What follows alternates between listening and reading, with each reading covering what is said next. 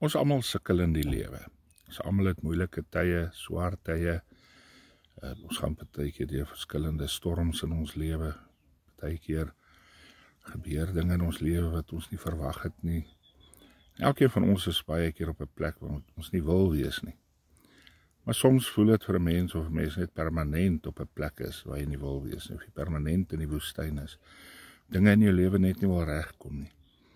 En dan word 'n mens moeg. Jy voel net letterlik moeg. Nie vaak nie moeg van harde werk nie.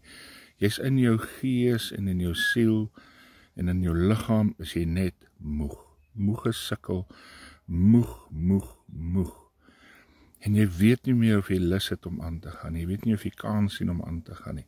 Jy ervaar nie meer die vreugdes van die lewe nie. Al gebeur daar goeie goed, jy raak nie eens meer bly nie. Want jy's net moeg gesukkel.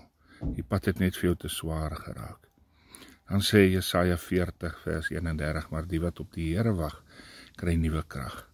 Hulle vaar op met vleuels soos die arende, hulle hardloop en word nie moeg nie, hulle wandel en word nie mat nie. Daar's net een manier om uit hierdie moegheid of ontslae te raak van hierdie moegheid. Dit is om op die Here te wag.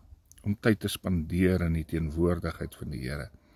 Een van die vrug van die Gees is om lankmoedig te wees. En as jy na die oorspronklike teks gaan kyk, dan beteken daai lankmoedigheid om geduldig te wag op die antwoord van God.